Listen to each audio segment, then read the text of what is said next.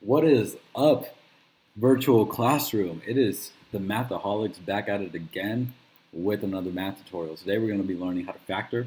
As I've said in the first couple of videos, subscribe so you can win a gift card to Cane's. We're going to give away 3 of them once we get to 150 subscribers.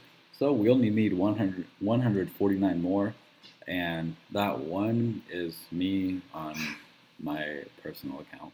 So it's okay. You do have a really good chance because I'm not going to pick myself. So all right, let's get started. Let me show you how easy this is. So x squared plus 8x plus 15. Now, this you're going to do for the rest of your life. Well, the rest of your math life, I should say. Whenever you see an x squared, remember me telling you this, all right? Remember this. Always write 2x's in parentheses.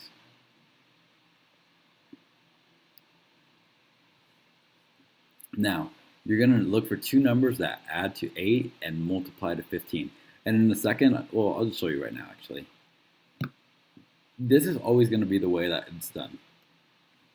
So in case you don't remember, how do I know, like, oh, does it need to add to this one? Does it need to multiply to this one? Does it need to, like, whenever you forget, this is how I remember it.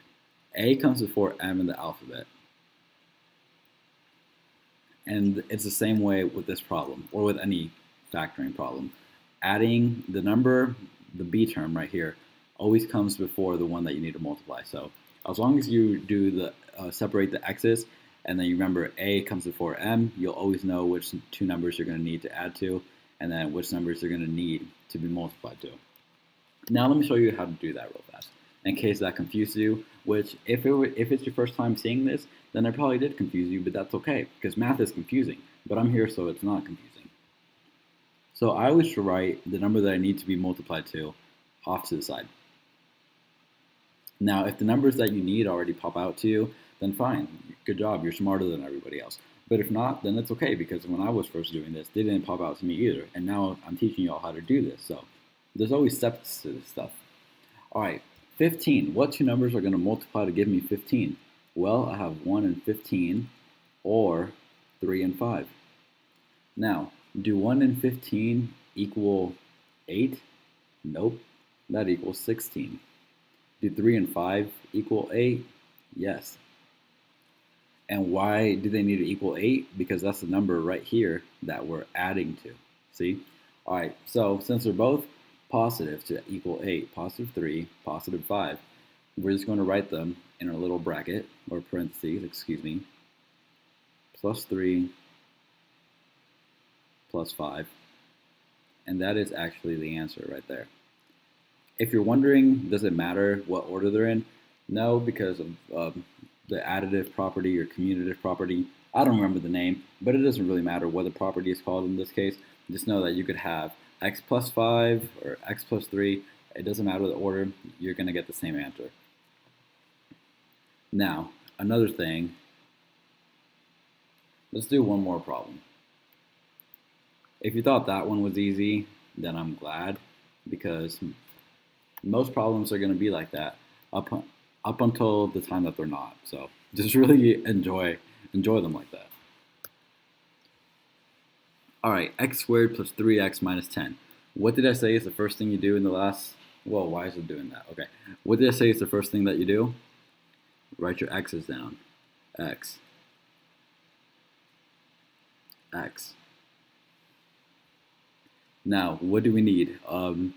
Mathaholics, I don't remember. Does it multiply to this one? Does it add to this one? Does it add to this one? Multiply to this one? Am I subtracting? Like, what am I doing? Now, like I said, add, multiply. A comes before M. Just like we did in the last video, the last problem, we're going to move our constant over. This is our constant, negative 10. And we're going to find what two numbers are going to multiply to give me that. So I could have negative 1 and 10. I could have negative 10 and 1. I could have negative 2 and 5. 5 and negative 2, that's the exact same thing. Negative 5 and 2. Now, which two numbers here are going to add to give me a positive 3, which is what I need over here? Well, this obviously doesn't. This obviously doesn't. Those are going to give you numbers that aren't 3. Now, between these two, -2 plus 5, that's 3. -5 plus 2, that's a -3. Now, do I need a positive 3 or a -3?